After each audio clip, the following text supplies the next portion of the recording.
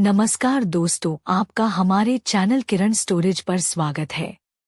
मैं शाम को जैसे ही घर आया, देखा माँ कुछ घबराई हुई सी है। मैंने धीरे से पूछा, माँ, सब ठीक है? माँ ने मेरी आंखों में नहीं देखा, बस कहा, हाँ, सब ठीक है बेटा। मैंने देखा माँ बार बार दरवाजे की तरफ देख रही थी। वह वही दरवाजा था जो हमारे पुराने स्टोर रूम का था। अब वह कमरा बंद ही रहता था, कोई उसमें जाता नहीं था। मैंने माँ से पूछा, माँ, कमरे में कौन है? माँ ने जल्दी से कहा, कोई नहीं बेटा, तू क्यों पूछ रहा है? मुझे शक हुआ। माँ की आवाज कांप रही थी, जैसे कुछ छुपा रही हो। मैंने थोड़ा गुस्से में पूछा, माँ, सच सच बता, कमरे में कौन है? माँ रोने लगी।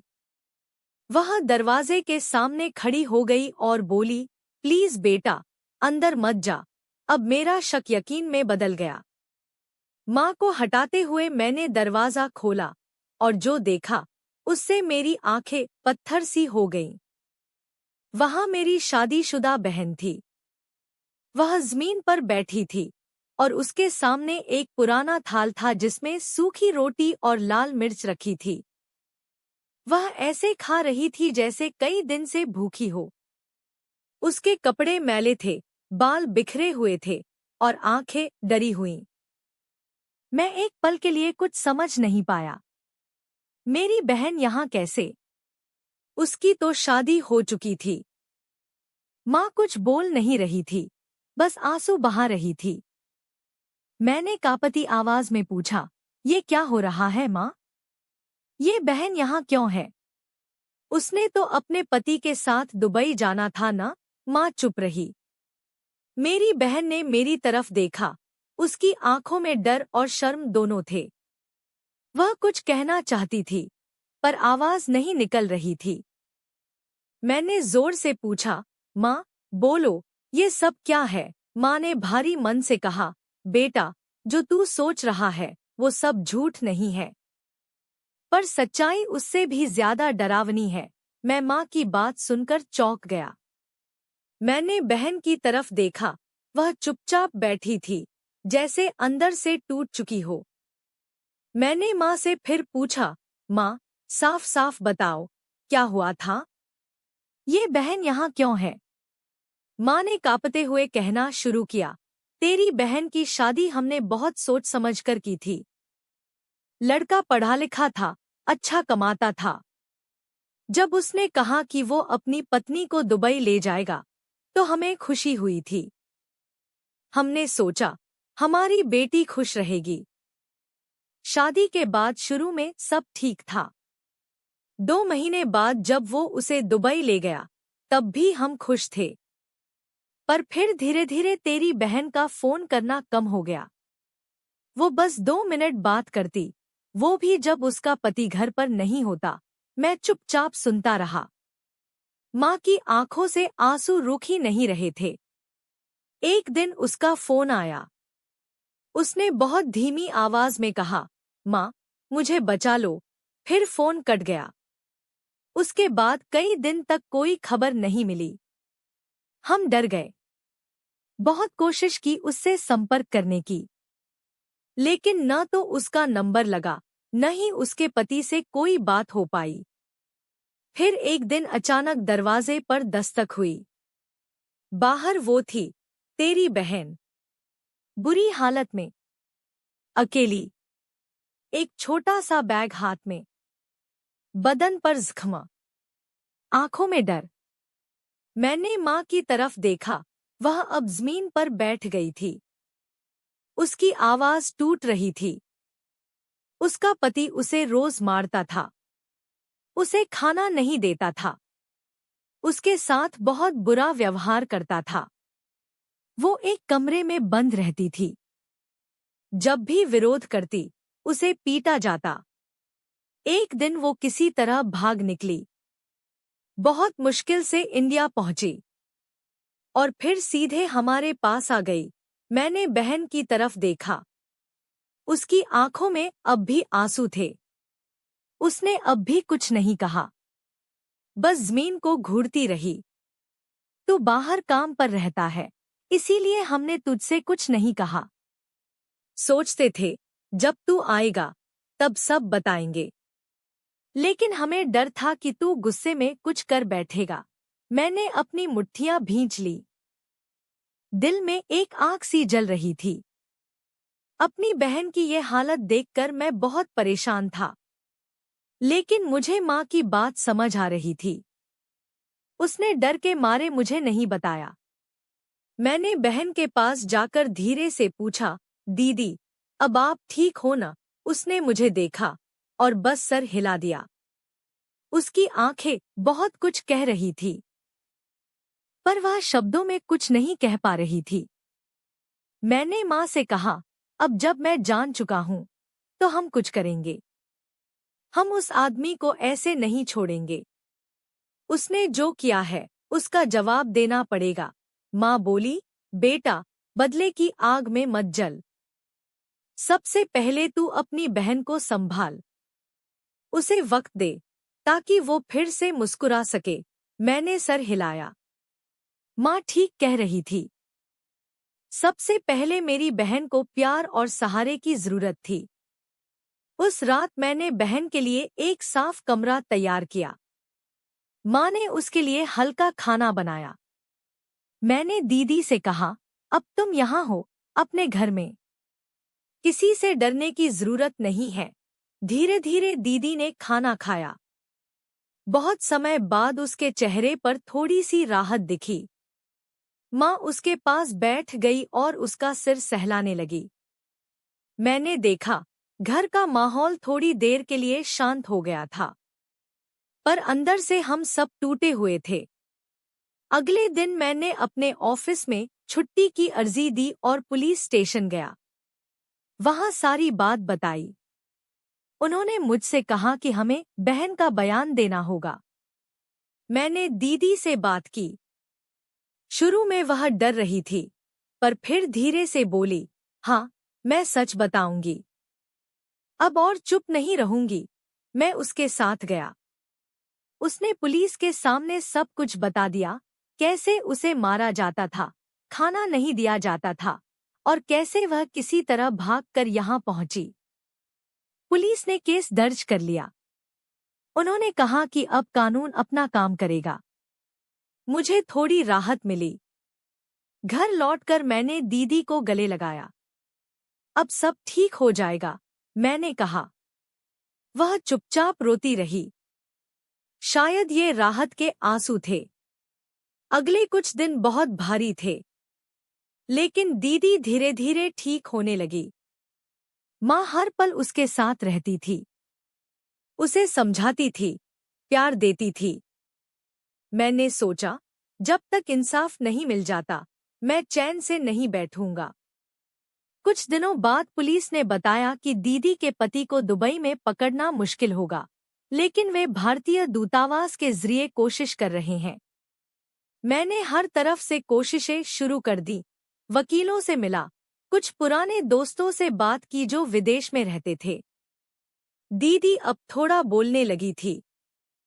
उसने बताया कि उसका पति उसे एक नौकरानी की तरह रखता था। सुबह से रात तक काम करवाता और जरा सी गलती पर मारता था। मुझे वहां इंसान नहीं समझा जाता था, दीदी ने कहा। उसकी आंखों में अब भी वो खौफ साफ झलक रहा था। मैंने हाथ पकड़कर कहा, दीदी, तुम अब आजाद हो, और जब तक मैं जिंदा हूं, तुम्हें कोई हाथ नहीं लगा सकता। माँ ने मुझे एक दिन रात को अकेले में बुलाया और कहा, बेटा, तुझे एक और बात बतानी है। मैंने पूछा, क्या माँ? उसने कहा, दीदी जब आई थी, तो उसके साथ एक और बात थी जिसे उसने किसी से नहीं कहा। मैं तुझसे भी छिपा रही थी, पर अब नहीं कर सकती। मैं घबरा गया। क्या बात है माँ? साफ बताओ। माँ की आंखों से आंसू बहने लगे। उसने कहा, तेरी बहन माँ बनने वाली है, और वो बच्चा उसी शैतान का है। मेरे पैरों के नीचे से जमीन खिसक गई। मैं कुछ बोल नहीं पाया, बस बैठा रहा, सिर पकड़कर। मैंने पूरी रात सोचा। दीदी क्या करेगी इस बच्चे का? क्या वह इस दर्द के साथ रह पाएगी?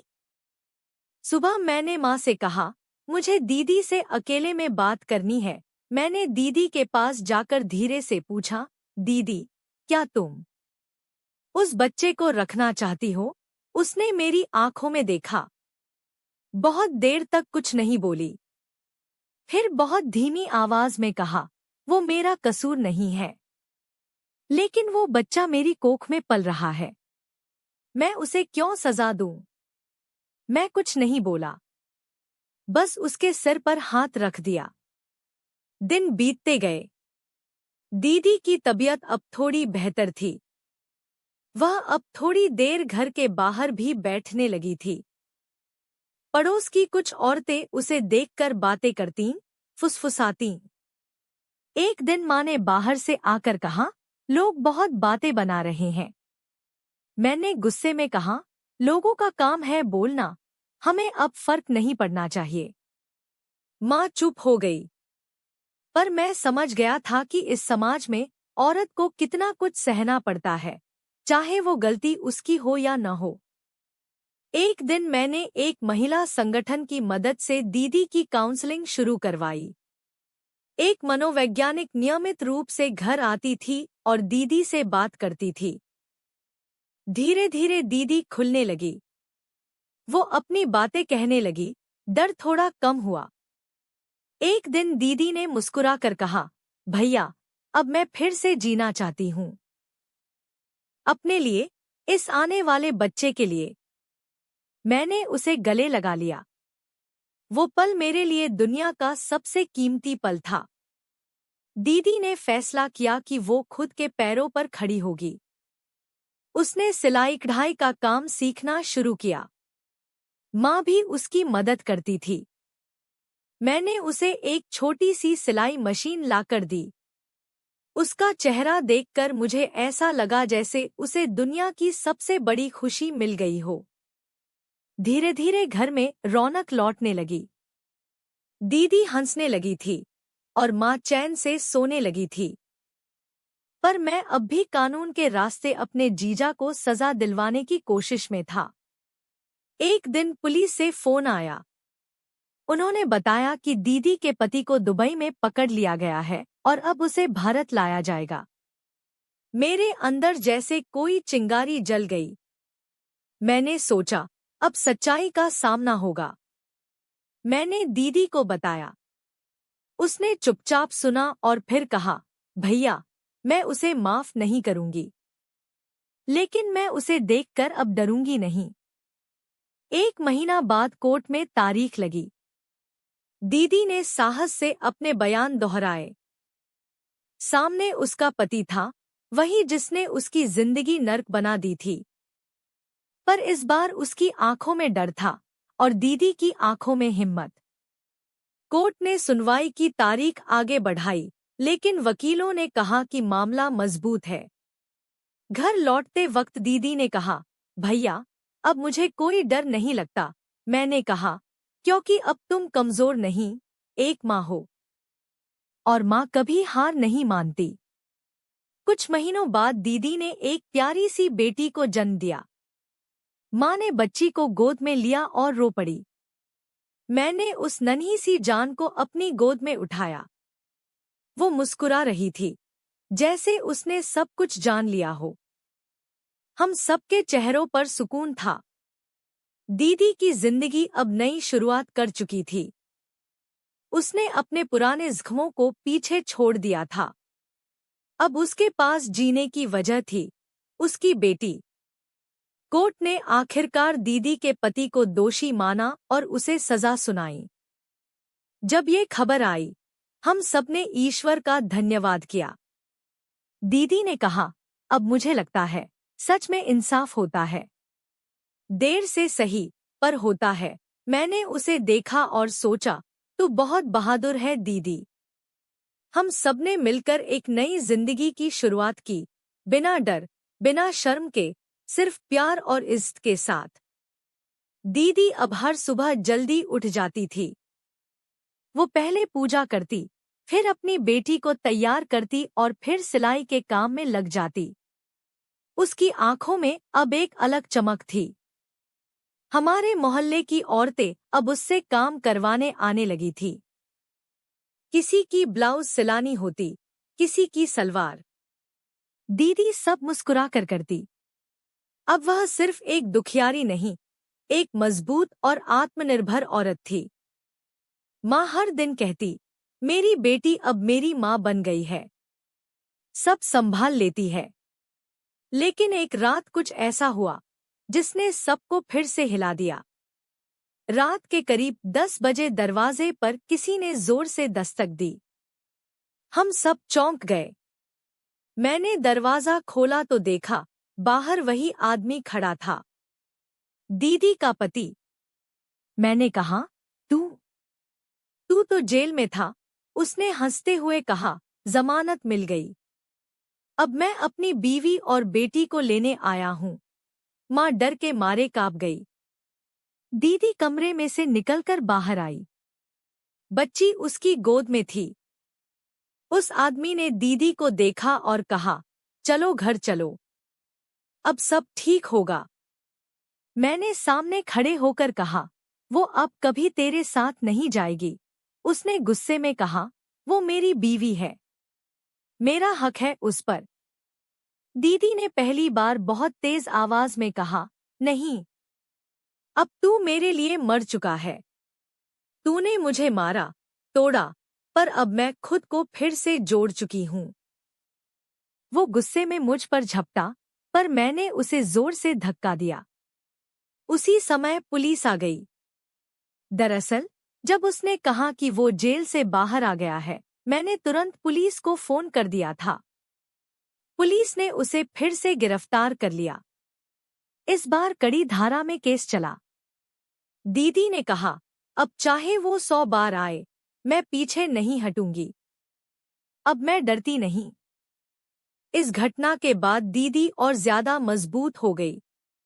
उसने न सिर्फ अपना काम बढ़ाया बल्कि मोहल्ले की कुछ और औरतों को भी काम देना शुरू किया। उसने एक छोटा सा महिला समूह बनाया, नई राह। उसमें घर की पीड़ित औरतों को ट्रेनिंग दी जाती थी, सिलाई, कढ़ाई, मोमबत्ती बनाना, अचार बनाना वगैरह। धीरे धीरे उसका नाम पूरे इलाके में फैलने लगा। लोग उसकी तारीफ करते, उसके जज्बे को सलाम करते। एक दिन एक कॉलेज से कुछ लड़कियां आईं। वे एक प्रोजेक्ट कर रही थीं, शक्ति की कहानियां। उन्होंने दीदी का इंटरव्यू लिया।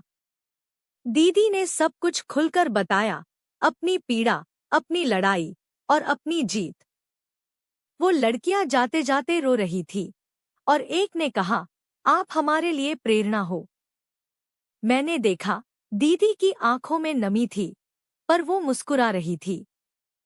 माँ अब पहले से ज्यादा खुश थी। वह दीदी की बच्ची को सारा दिन गोद में लेकर कहानियां सुनाती। बच्ची अब बोलने लगी थी, माँ, नानी, मामा। जब वो मामा कहती तो मेरा दिल भर आता। मैंने शादी नहीं की थी, पर अब मुझे लगता था ये बच्ची ही मेरी दुनिया है। मैंने दीदी से कहा, मुझे अब लगता है कि भगवान ने मुझे इसी के लिए बचा रखा था। एक दिन दीदी ने मुझसे कहा, भैया, अब मैं अकेली नहीं रहना चाहती। मैं चाहती हूँ कि मेरी बेटी को एक पूरा घर मिले। मैंने समझा, वो दोबारा शादी करना चाहती है। मैंने उसका हाथ पकड़कर कहा, ये तुम्हारा पूरा अधिकार है दीदी। अगर तुम किसी पर भरोसा कर सको तो जरूर करना। उसने कहा, मोहल्ले के पास ही एक संस्था में एक शिक्षक हैं। वो विधुर हैं और बहुत अच्छे इंसान हैं। मैं उन्हें जानती हूँ। मैंने उस आदमी से मिलने की इच्छा जताई। अगले दिन वह हमारे घर आया। बहुत शालीन और समझदार इंसान था। उसने कहा, मैं आपकी बहन को सम्मान देना चाहता हूँ। मैं जानता हूँ उसकी जिंदगी में क्या क्या हुआ है और मैं उसे पूरा सम्मान दूंगा। मैंने दीदी की आंखों में देखा। वहां भरोसा था। मैंने माँ से बात की।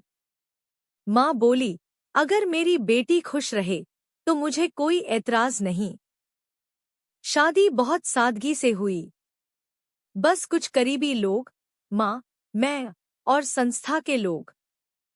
दीदी ने सिंदूर लगाया और उसकी आंखों में नमी और खुशी दोनों थी। बच्ची नए पापा को देखकर मुस्कुराई, जैसे उसे पता हो कि ये अब उसका घर है।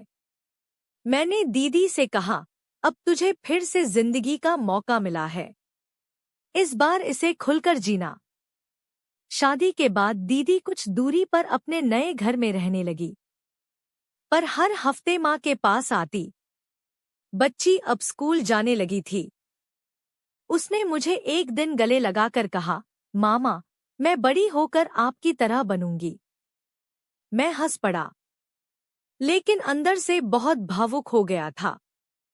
मैंने सोचा, हमारे समाज में ज्यादा ऐसे रिश्ते क्यों नहीं होते जो टूटे लोगों को फिर से जोड़ दें। दीदी ने महिला समूह को अब एक रजिस्टर्ड संस्था बना दिया था। अब उन्हें सरकारी सहायता भी मिलने लगी थी। उसने गांव की कई औरतों को रोजगार दिया और उनका आत्मविश्वास बढ़ाया। हर महीने संस्था की एक मीटिंग होती थी, जहां सभी औरतें अपने अनुभव बांटती थी। दीदी अब सबकी दीदी बन गई थी। उसकी पहचान अब उसके दर्द से नहीं, उसके साहस से थी। एक बार टीवी चैनल ने उसके ऊपर एक डॉक्यूमेंट्री बनाई। दीदी के पुराने दर्द, नई लड़ाई और आगे बढ़ती जिंदगी को देखकर सबकी आंखें भर आईं। माँ बोली, जिस बेटी को मैं बचाने के लिए छुपा रही थी, वो अब सबको बचा रही है। मैंने दीदी को देखा और मन ही मन कहा, तू सच में शक्ति है दीदी। अब मैं भी अपनी जिंदगी को नए तरीके से देखने लगा था। मैंने भी समाज सेवा से जुड़ने का फैसला किया। मैंने पुरुषों के लिए एक हेल्प ग्रुप बनाया, जो अपनी बहनों, पत्नियों, माँओं की हिफाजत और इज्जत करना सीखें। दीदी ने कहा, भैया, तुम्हारे जैसे लोग ही समाज को बदल सकते हैं। मैंने कहा, और तुम्हारे जैसी बहनें ही इंसानों को इंसान बनाती हैं। एक दिन दीदी ने अपनी बेटी को गोद में लेकर कहा, बिटिया, अगर तुझे कभी दुनिया से डर लगे तो खुद को मेरी तरह मजबूत बना लेना। बच्ची ने मासूमियत से पूछा, आप जैसी बनूंगी तो क्या डर भाग जाएगा? दीदी ने हंसकर कहा, डर को प्यार और हिम्मत से हराया जा सकता है। याद रखना। मैंने वो पल अपने दिल में कैद कर लिया। अब सालों बीत चुके हैं। दीदी की संस्था अब शहरों तक पहुंच गई है। हर राज्य में उनकी शाखा है।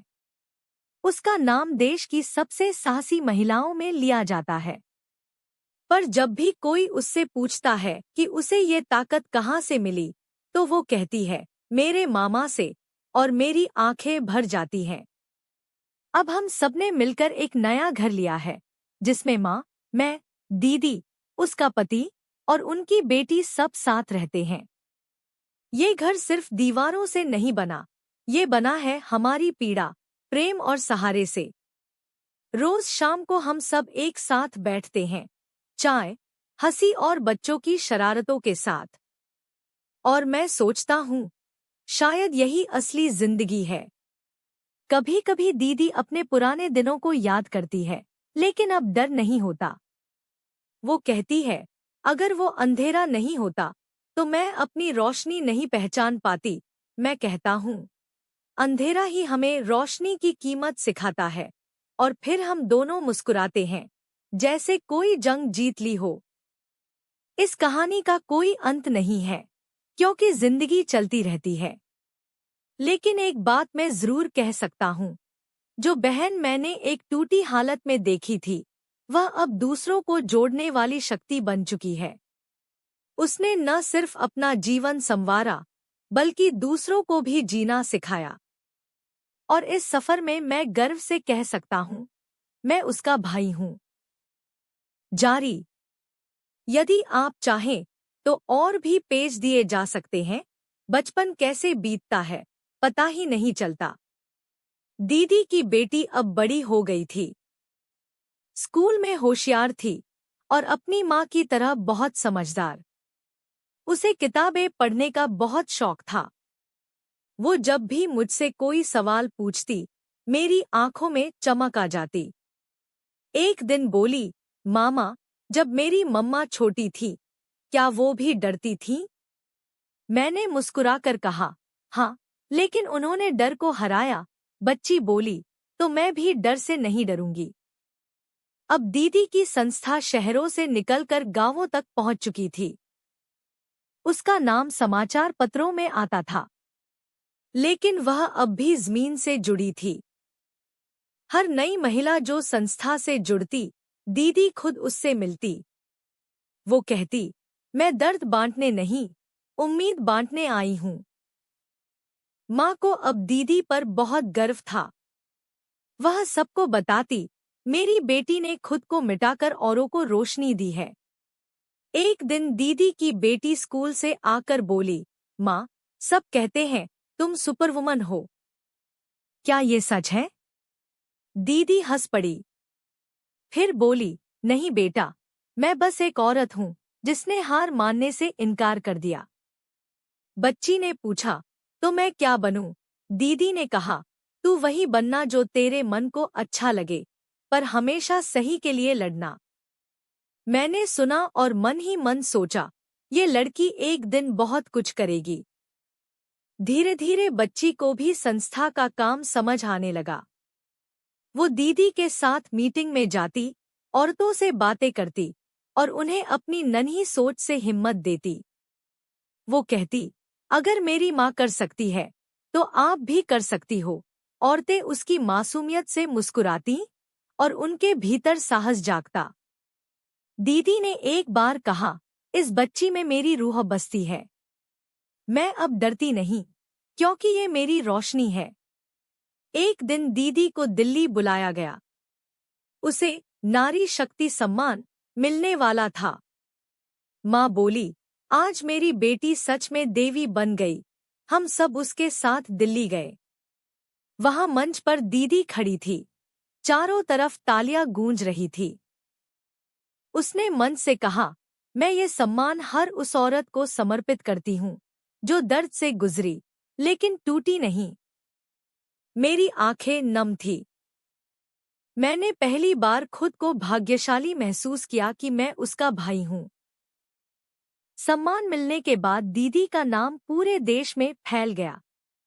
कई और संस्थाएं उसके साथ जुड़ना चाहती थी, पर दीदी अब भी वही सादा लड़की थी जो पहले थी। एक दिन उसने कहा, भैया, जितना ऊपर जाओ उतना झुकना चाहिए। ताकत का मतलब दिखावा नहीं, सेवा है। मैंने जवाब दिया, तू अब सिर्फ मेरी बहन नहीं, एक विचार बन गई है।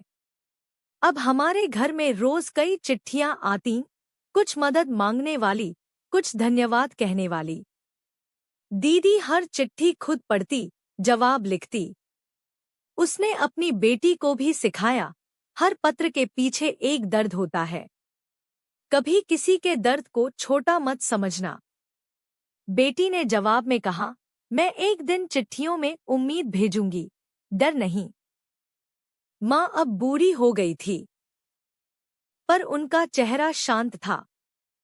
वो कहती, अब मैं चैन से मर सकती हूँ।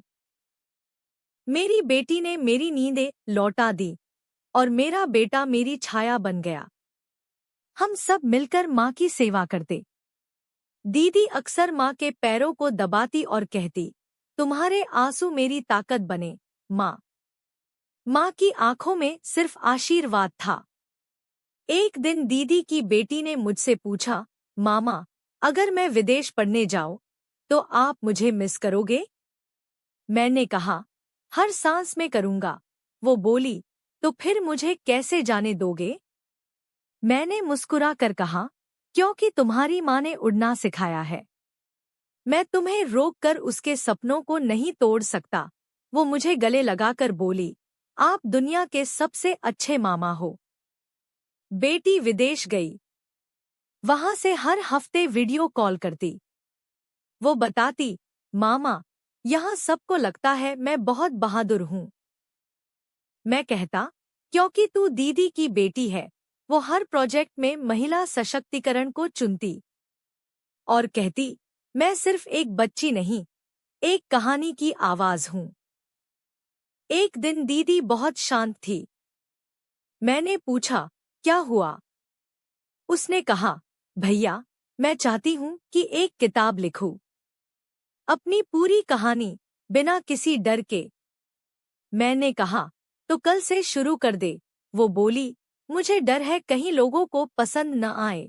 मैंने कहा, सच हमेशा पसंद आता है दीदी, तू बस लिख। अगले दिन दीदी ने सुबह उठते ही कलम उठाई, एक पुरानी कॉपी निकाली जिसमें कभी उसने दर्द छुपाकर कविताएं लिखी थी। इस बार उसने खुद को छुपाया नहीं। उसने पहले पन्ने पर लिखा, ये कहानी है एक टूटी औरत की जो आज औरों को जोड़ती है। मैंने देखा, उसके हाथ कांप रहे थे, पर उसकी आंखों में साहस था। हर रात वो 1 घंटा लिखती। पहले दिन वह अपने बचपन पर रुकी, फिर धीरे धीरे उसने सब कुछ उकेर डाला। शादी, मारपीट, छुपाना, डर, माँ की आंखों के आंसू, मेरा गुस्सा, वह अंधेरे का कमरा और फिर वह भूखी बच्ची। हर शब्द से जैसे दर्द बहता था, लेकिन वो रुकती नहीं थी। मैंने एक बार पूछा, दीदी, क्या दोबारा जीना आसान है? उसने मुस्कुराकर कहा, नहीं, लेकिन जरूरी है। 3 महीने लगे पूरी किताब लिखने में। जब वो पूरी हो गई, दीदी ने उसे मुझे दिया और बोली, पहले तू पढ़। मैंने रात भर में वो किताब पढ़ डाली।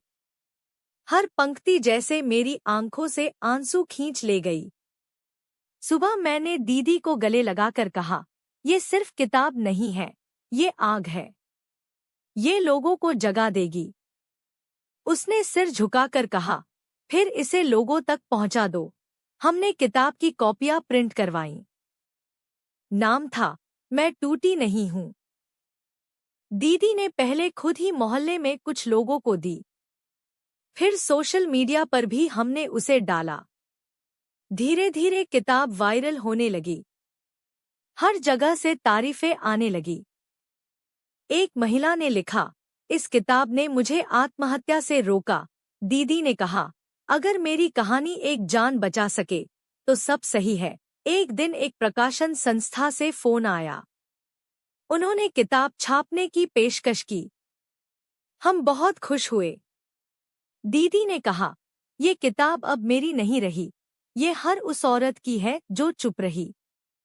किताब छपकर बाजार में आई तो पहले हफ्ते में ही हजारों प्रतियां बिक गईं। दीदी अब लेखक भी बन चुकी थी और उसकी कलम से उम्मीद निकलती थी। माँ ने किताब को हाथ में लेकर माथे से लगाया। बोली, इसमें मेरे आंसू भी हैं और मेरी जीत भी। दीदी की बेटी विदेश से कॉल कर बोली, माँ, मेरी प्रोफेसर ने आपकी किताब को कोर्स में डाला है। दीदी कुछ देर चुप रही, फिर बोली, आज मैंने खुद को माफ कर दिया। मैंने पूछा, किस बात के लिए? वो बोली, इतने साल चुप रहने के लिए। अब दीदी को देश भर से सेमिनारों में बुलाया जाने लगा। वो स्टेज पर खड़ी होकर बड़ी सादगी से अपनी कहानी सुनाती और हर बार लोग खड़े होकर तालियां बजाते। एक बार एक लड़की मंच पर आकर रोते हुए दीदी के पैर छूने लगी। वो बोली, आपने मुझे जिंदगी लौटाई है। दीदी ने उसे उठाकर गले लगा लिया, जैसे माँ बेटी को लगाती है। अब मैं और दीदी मिलकर एक फाउंडेशन भी चलाने लगे थे। नाम था, साहस। इसमें उन महिलाओं को सहायता दी जाती थी जो किसी भी प्रकार की हिंसा की शिकार रही हों। हमने वकीलों, काउंसलरों और ट्रेनिंग देने वालों की एक टीम बनाई। हर दिन कोई नया चेहरा आता, कोई नई कहानी, और हर बार दीदी की आंखों में वो पुरानी ताकत चमकती। एक बार मैंने पूछा, दीदी, तू थकती नहीं क्या? उसने कहा, भैया, जब तूने मुझे दरवाजा खोलकर टूटे हुए देखा था, क्या तब मैं रुक गई थी? मैं चुप रहा। उसने हाथ पकड़कर कहा, जब लोग मुझे कहते हैं कि मैं उन्हें नई शुरुआत देती हूँ, तो थकावट भाग जाती है। अब दीदी की बेटी भी भारत लौट आई थी। पढ़ाई पूरी करके वो भी फाउंडेशन में जुड़ गई। वो अब महिलाओं को टेक्नोलॉजी सिखाती, कंप्यूटर, ऑनलाइन काम, डिजाइनिंग। दीदी ने उसे देखकर कहा, अब मेरी कहानी अधूरी नहीं रहेगी। ये अगली पीढ़ी है। बेटी ने जवाब दिया, मैं अब तुम्हारी परछाई नहीं, तुम्हारी आवाज हूँ। हमारा घर अब फिर से भरा भरा सा लगने लगा था। माँ का स्वास्थ्य अब धीरे धीरे कमजोर हो रहा था, पर उनका चेहरा शांत था। वो हर शाम दीदी और उसकी बेटी को देखकर कहती, भगवान ने मुझे 2 बार बेटी दी।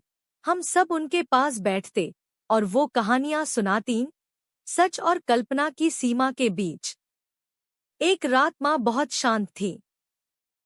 उन्होंने दीदी को पास बुलाया, उसका सिर चुमा और कहा, बिटिया, अब तुझे मेरा आशीर्वाद जीवन भर देगा। दीदी ने पूछा, क्यों माँ? माँ बोली, अब मैं जा रही हूँ। दीदी की आंखों में आंसू आ गए। हम सब माँ के पास बैठ गए। वो सो गई, हमेशा के लिए, बिना शोर के, जैसे कोई दीपक हवा से खुद बुझ जाए। माँ की मृत्यु ने हम सबको चुप कर दिया। दीदी बहुत देर तक कुछ नहीं बोली। फिर एक दिन उसने मेरी तरफ देखा और कहा, भैया, अब माँ को हमें जिंदा रखना है, अपने काम, अपने व्यवहार, अपने संस्कार में। हमने एक बड़ा पेड़ लगाया, नीम का, और उसके नीचे एक तख्ती लगाई। माँ, जिसने हमें रोशनी में बदला। अब जब भी कोई महिला फाउंडेशन में पहली बार आती, दीदी उसे उस पेड़ के पास ले जाती। वो कहती, इस पेड़ की छाया में हर दर्द हल्का हो जाता है। ये मेरी माँ की आत्मा है। लोग वहां बैठते, रोते, चुप रहते, फिर कुछ कहे बिना उठ जाते, जैसे कोई बोझ छोड़ आए हों। दीदी ने माँ को मिटने नहीं दिया था। उसने उन्हें लोगों के दिलों में जिंदा रखा। एक दिन एक इंटरव्यू में दीदी से पूछा गया, आपकी सबसे बड़ी जीत क्या रही? वो मुस्कुरा कर बोली, जब मैंने खुद को माफ किया। पत्रकार ने पूछा, क्यों? दीदी बोली, क्योंकि जब तक हम खुद को दोष देते हैं, तब तक हम आगे नहीं बढ़ सकते। माफी ही पहला कदम है। वो जवाब पूरी दुनिया के लिए था, पर मुझे लगा वो खुद से बात कर रही थी। बेटी अब खुद भी किताबें लिखने लगी थी। पहली किताब का नाम था, मैं तुम्हारी आवाज हूँ, माँ। जब दीदी ने वो किताब पढ़ी, तो फूट फूट कर रोई। उसने बेटी को गले लगाकर कहा, अब मैं बिना डरे मर सकती हूँ। बेटी बोली, नहीं माँ, तुम अब हर उस लड़की में जिंदा रहोगी, जो हिम्मत से खड़ी होगी। अब हमारा फाउंडेशन देश भर में फैल गया था। हमारे पास सैकड़ों कहानियां थी, हर उम्र की, हर शहर की, हर दर्द की। पर हर कहानी का अंत एक ही था, साहस। दीदी ने कहा, अब हमारी अगली लड़ाई है, कानून में बदलाव। मैंने उसकी तरफ देखा और सोचा, इस बहन को अब कोई नहीं रोक सकता। अब दीदी संसद में आमंत्रित की जाती थी, महिला सुरक्षा पर सुझाव देने के लिए। वो बड़ी सादगी से अपना अनुभव और समाधान बताती। एक बार एक मंत्री ने कहा, आप जैसी महिलाएं ही देश की असली रीढ़ हैं। दीदी ने झुककर कहा, हम बस वो लोग हैं जिन्हें तोड़ा गया, पर हम टूटे नहीं। अब जीवन तेज चल रहा था, पर बहुत सलीके से। हम सबने एक बार साथ बैठकर पुराने एल्बम निकाले, माँ की तस्वीरें, दीदी की शादी, बेटी का बचपन। हम सब हंसते हंसते रोने लगे। बेटी ने कहा, हमारा परिवार कोई कहानी नहीं, एक मिसाल है। मैंने कहा, हाँ, और ये कहानी अब तक खत्म नहीं हुई। अब दीदी की अगली योजना थी, एक स्कूल खोलना। वो सिर्फ पढ़ाई नहीं, जीवन के पाठ पढ़ाना चाहती थी। उसने कहा, अगर हमें अगली पीढ़ी को मजबूत बनाना है तो हमें उन्हें बचपन से ही तैयार करना होगा।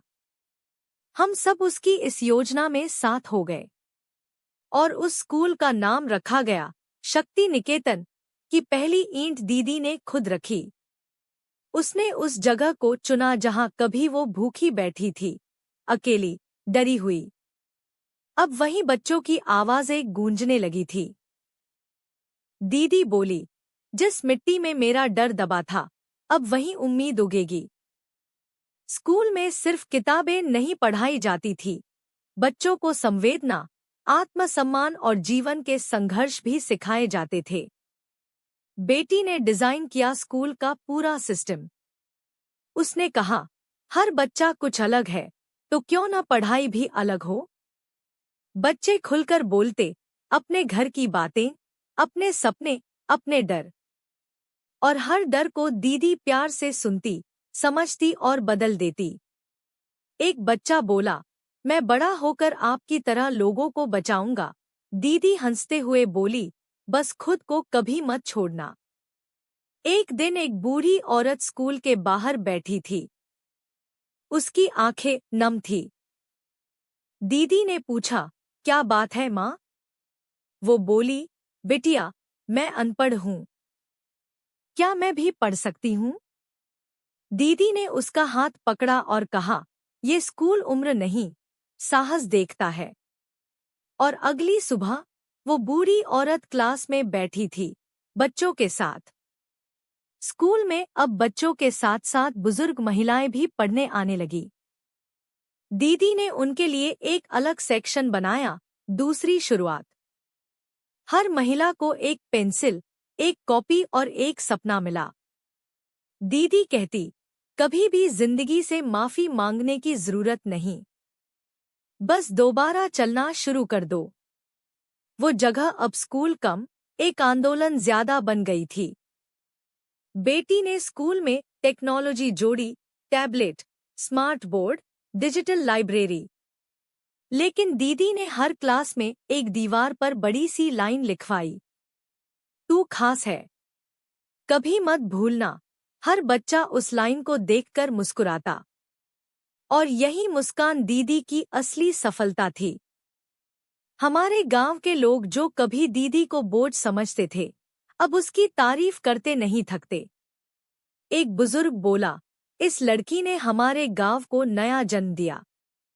दीदी ने कहा, गांव बदला नहीं है, बस हमने उसकी आंखें खोल दी हैं।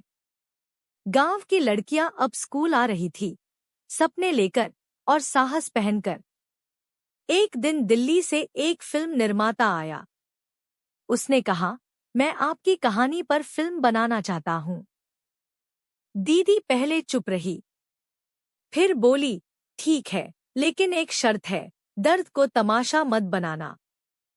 फिल्म बनी और रिलीज होते ही देश भर में चर्चा का विषय बन गई। लोग कहते, ऐसी बहन, बेटी और माँ हर घर में होनी चाहिए। फिल्म का नाम था दीदी। स्कूल के बच्चे भी दीदी को अब इसी नाम से बुलाते। बेटी बोली, अब तू एक नाम नहीं, एक पहचान है। दीदी ने कहा, मैं कुछ भी नहीं हूँ, बस एक सबक हूँ कि टूटी हुई चीजें भी सबसे सुंदर बन सकती हैं। और सच में वो अब एक सबक बन चुकी थी। एक दिन दीदी को प्रधानमंत्री कार्यालय से बुलावा आया। देश के सबसे बड़े पुरस्कार के लिए उसका नाम चुना गया था, भारत की बेटी सम्मान। वो मुस्कुराकर बोली, ये मेरा नहीं, हर उस औरत का है जो कभी रोई थी। वो स्टेज पर खड़ी थी, लेकिन वो अकेली नहीं थी, उसके साथ लाखों कहानियां खड़ी थी। सम्मान मिलने के बाद दीदी ने भाषण में कहा, मैं वो औरत हूँ जिसे लोग एक कोने में छोड़ आए थे, लेकिन मैं कोना नहीं, एक दिशा बन गई। अगर कोई औरत ये सुन रही है, तो याद रखो, तुम बोझ नहीं हो, तुम शुरुआत हो। पूरे हॉल में सन्नाटा था। फिर जो तालियां गूंजी, वो देर तक रुकी नहीं। अब लोग उसे दीदी जी कहने लगे। पर वो अब भी वही थी, सादा, विनम्र और गहराई से भरी। हर सुबह वो अब भी स्कूल जाती, बच्चों को सुनती, माँओं को समझती और खुद को हर रोज थोड़ा और मजबूत बनाती। मैंने एक बार पूछा, क्या तू अब पूरी हो गई? उसने कहा, नहीं भैया, अभी तो कई कहानियां बची हैं। दीदी की बेटी अब एक पत्रकार थी, लेकिन वो सिर्फ खबरें नहीं, जिंदगी लिखती थी। उसका कॉलम था, दीदी की बात। हर हफ्ते वो किसी एक सच्ची महिला की कहानी बताती, जिससे लोग प्रेरणा ले सकें। उसने कहा, मैं अब सिर्फ पत्रकार नहीं, जिम्मेदारी हूँ। हमारे गांव की लड़कियां अब शहरों में पढ़ रही थी और गांव लौटकर स्कूल में पढ़ा रही थी। एक लड़की ने दीदी को पत्र में लिखा, दीदी, आपने मुझे पढ़ाया, अब मैं 100 औरों को पढ़ा रही हूँ। आपसे मिली शिक्षा अब फैल रही है। दीदी ने वो पत्र तिजोरी में रखा और बोली, इन्हीं चीजों में असली दौलत है। एक बार मैं बीमार पड़ा, अस्पताल में भर्ती हुआ। दीदी हर रोज आती, मेरे माथे पर हाथ रखती और कहती, तू ही तो मेरी रीढ़ है। मैंने हंसकर कहा, और तू मेरी आत्मा। वो हंसी, लेकिन उसकी आंखों में डर था। मैं पहली बार उसकी आंखों में डर देख रहा था। जब मैं ठीक हुआ, तो दीदी ने मुझे कसकर गले लगाया। बोली, अब तू कहीं नहीं जाएगा, मुझे तुझसे डर लगता है। मैंने कहा, तूने मुझे सीखा दिया है कि डर से दोस्ती कर लो, तो वो भाग जाता है। वो मुस्कुरा गई। फिर बोली, शायद तू भी अब कहानी बन चुका है। अब स्कूल की सालगिरह थी। गांव भर से लोग आए थे। बेटी मंच पर गई और बोली, ये स्कूल कोई इमारत नहीं, हमारी माँ की आत्मा है। दीदी को स्टेज पर बुलाया गया। फूलों से उसका स्वागत हुआ। उसने मंच से कहा, मैं कुछ नहीं, बस एक दरवाजा हूँ। अगर तुम चाहो, तो ये दरवाजा तुम्हें तुम्हारे असली रूप तक ले जाएगा। उसी दिन दीदी को अचानक सीने में दर्द हुआ। हमें अस्पताल ले जाना पड़ा। डॉक्टर बोले, हार्ट अटैक था, पर अब स्थिर है। बेटी रो रही थी। मैंने कहा, तू तो कहती थी, दीदी को कुछ नहीं होगा। वो बोली, मैंने कभी सोचा नहीं था कि पहाड़ भी हिल सकते हैं। दीदी ने अस्पताल में मेरी ओर देखा और कहा, भैया, अगर मैं न रही तो। मैंने उसकी हथेली थाम कर कहा, तो तेरी कहानी मैं जिंदा रखूंगा। वो मुस्कुरा कर बोली, तू अब सिर्फ मेरा भाई नहीं, मेरी सांसों का उत्तराधिकारी है। दीदी ठीक हो गई, लेकिन अब वो ज्यादा चुप रहती थी। उसकी मुस्कान में गहराई आ गई थी। वो अक्सर खिड़की के पास बैठती, पुराने फोटो देखती और धीरे से गुनगुनाती, कहीं कोई दर्द रो रहा होगा, मुझे वहां होना चाहिए। आज दीदी के जीवन पर दूसरी किताब छप रही है। इस बार उसकी बेटी ने लिखी है। नाम है दीदी, जो सिर्फ नाम नहीं थी। मैंने पहली कॉपी को सीने से लगाया और मन ही मन कहा, इस कहानी का अंत कभी नहीं होगा, क्योंकि हर दर्द जब उठ खड़ा होता है, वो दीदी बन जाता है। वक्त जैसे दीदी को धीमा करने लगा था। पहले जहां वो दिन भर फाउंडेशन, स्कूल और महिलाओं के बीच रहती थी, अब वो ज्यादातर चुपचाप बैठी रहती। बेटी बार बार पूछती, माँ, क्या तुम थक गई हो? दीदी मुस्कराकर कहती, नहीं बेटा, मैं बस अब जिंदगी को देख रही हूँ, दूर से। उसकी आंखों में जैसे कोई पुरानी याद रोज तैर जाती। एक दिन दीदी ने मुझे पास बुलाया। उसने कहा, भैया, एक काम करना है। मैंने पूछा, क्या? उसने कहा, अब मेरी एक आखिरी इच्छा है। मैं उन सब जगहों पर जाना चाहती हूँ, जहाँ मेरी कहानी की शुरुआत हुई थी। मैंने बिना एक पल गवाए कहा, चल दीदी, जहाँ तू कहे, मैं वहाँ ले चलूंगा। हम सबसे पहले उस पुराने घर गए, जहाँ वो भूखी बैठी थी, लाल मिर्च और सूखी रोटी के साथ। वो कमरा अब बंद था, लेकिन दीदी ने उसका दरवाजा छुआ और आंखें बंद कर ली। फिर बोली, यही मैंने जाना था कि इंसान जब टूटता है तभी कुछ नया बनने की शुरुआत होती है। मैंने देखा, उसके चेहरे पर शांति थी, कोई गुस्सा नहीं। फिर हम उस मंदिर गए जहां माँ रोज दीदी के लिए दुआ मांगती थी। दीदी ने मंदिर की सीढ़ियां चुपचाप चूमी और बोली, माँ को समझने में मुझे बहुत देर लगी, लेकिन अब मैं हर माँ को समझती हूँ। मंदिर की घंटियों के बीच एक अलग सी तसल्ली दीदी के चेहरे पर थी, जैसे कोई अधूरी बात पूरी हो गई हो। हम उस अदालत भी गए जहां दीदी ने पहली बार अपने हक के लिए आवाज उठाई थी। वहां खड़े होकर दीदी ने कहा, यहाँ से मेरी आवाज बाहर निकली थी और फिर कभी नहीं रुकी। कई औरतें वहां खड़ी थीं। दीदी को देखकर चुपचाप नमस्कार किया। एक बोली, आपने ही हमें बोलना सिखाया है। हम आखिर में उस नदी किनारे पहुंचे जहां दीदी कभी आत्महत्या करने गई थी, लेकिन मां की पुकार सुनकर रुक गई थी। वहां बैठकर दीदी ने कहा, मैं उस दिन कूद जाती तो शायद कई जाने भी साथ डूब जाती। मैंने पूछा, डर नहीं लगता फिर से यहाँ आकर? वो बोली, अब डर का मुझ पर कोई हक नहीं। घर लौटने के बाद दीदी ने खुद को एक कमरे में बंद कर लिया और 2 दिन तक कुछ नहीं बोली। तीसरे दिन बाहर निकली तो हाथ में एक डायरी थी। उस पर लिखा था, ये मेरी आखिरी कहानी है।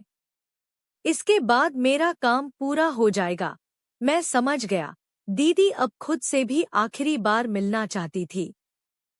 उस डायरी में दीदी ने वो सब लिखा जो उसने कभी नहीं बताया था। अपनी चुप्पियां, अपने झूठ, अपनी शर्म, अपने डर और वो सारे ख्वाब जो उसने कभी देखे भी नहीं।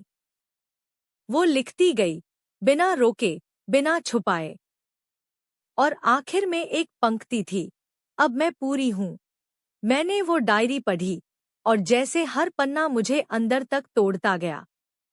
दीदी की सबसे बड़ी बहादुरी थी उसका खुद से माफी मांगना। उसने लिखा था, मैंने सबको माफ कर दिया था पर खुद को नहीं कर पाई थी। अब कर दिया है। मैंने उसकी डायरी को माथे से लगाकर कहा, तू अब अमर हो गई है। उस डायरी को हमने एक किताब में बदला, लेकिन दीदी ने शर्त रखी, इस किताब को सिर्फ उन महिलाओं को देना जो सच में टूट गई हों, जो अपने लिए एक नया रास्ता ढूंढ रही हों। हमने वो किताब उपहार की तरह बांटना शुरू किया और हर बार कोई महिला उसे पाकर रो पड़ती।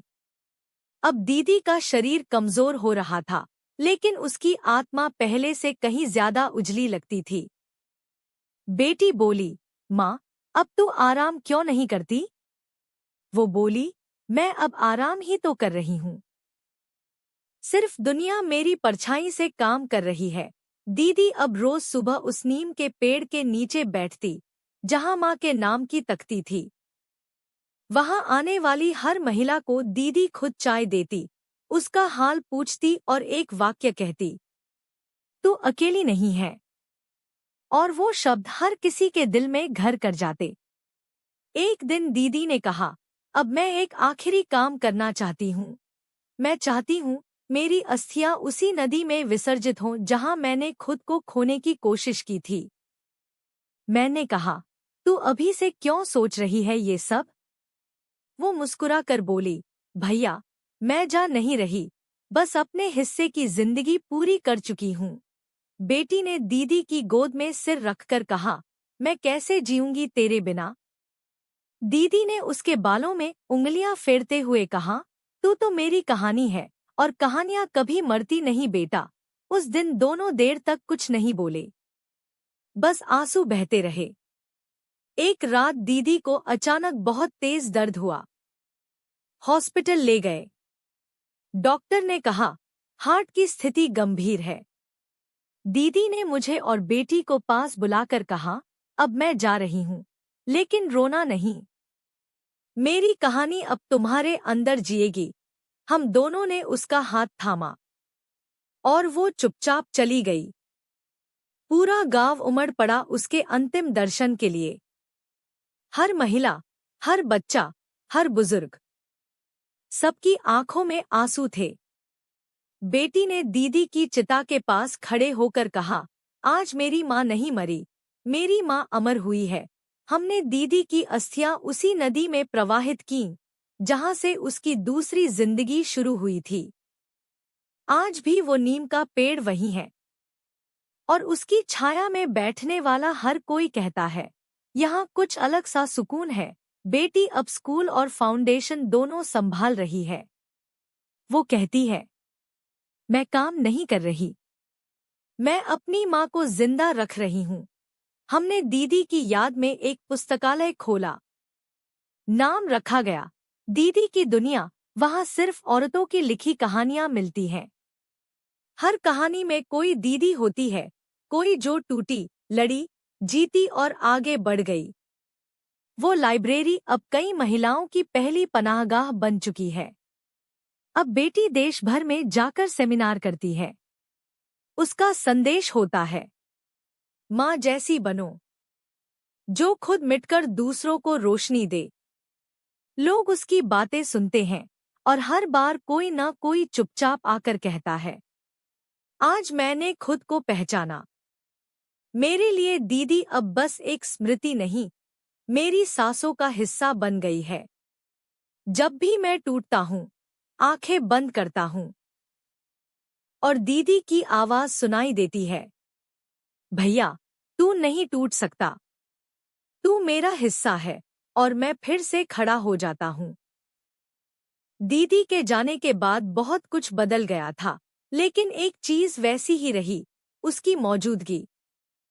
बेटी ने कहा, माँ अब साथ नहीं है, लेकिन हर सुबह जब स्कूल में बच्चों की हंसी सुनती हूँ, लगता है माँ मुस्कुरा रही है। मैंने स्कूल की दीवार पर उसकी सबसे पसंदीदा लाइन लिखवाई, हर टूटी लड़की में एक रोशनी छुपी होती है। बेटी अब एक नई पहल शुरू कर चुकी थी, सपनों की उड़ान। इसमें गांव की लड़कियों को शहर भेजा जाता था उच्च शिक्षा के लिए।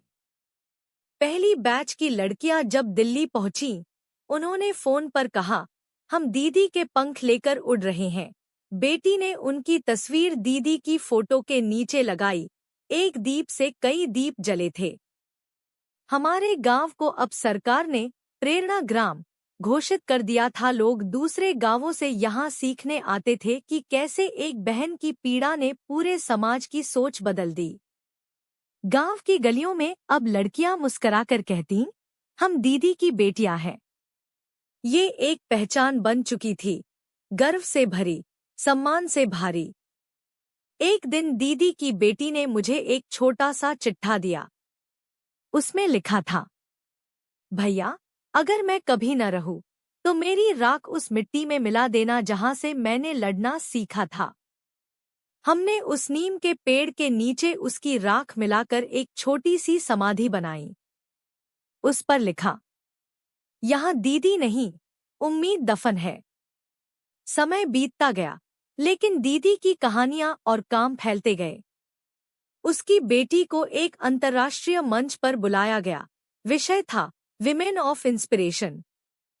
वहां उसने कहा, मेरी माँ ने मुझे कभी सिर्फ जीना नहीं सिखाया, बल्कि दूसरों के लिए जीने की ताकत दी।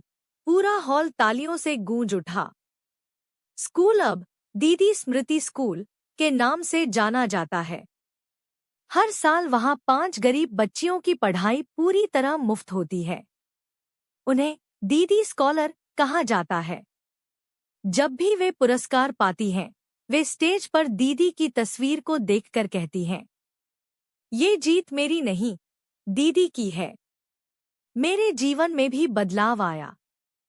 मैंने अब स्कूल में लड़कों को सम्मान सिखाने का काम शुरू किया। मैं रोज क्लास में खड़े होकर कहता, असली मर्द वो है जो किसी औरत की आवाज बनने से न डरे। दीदी ने मुझे सिर्फ भाई नहीं, समाज का साथी बना दिया था। एक दिन गांव में एक छोटी लड़की मेरे पास आई। उसने पूछा, क्या मैं बड़ी होकर दीदी बन सकती हूँ? मैंने मुस्कुराकर कहा, बिल्कुल, दीदी कोई एक नहीं होती, हर वो लड़की दीदी है जो हार नहीं मानती। उसने वो सुनकर आंखों में चमक ला दी। दीदी फिर से जिंदा हो गई थी, उस बच्ची की मुस्कान में। हर साल दीदी की पुण्यतिथि पर हम एक सहानुभूति मेला लगाते हैं।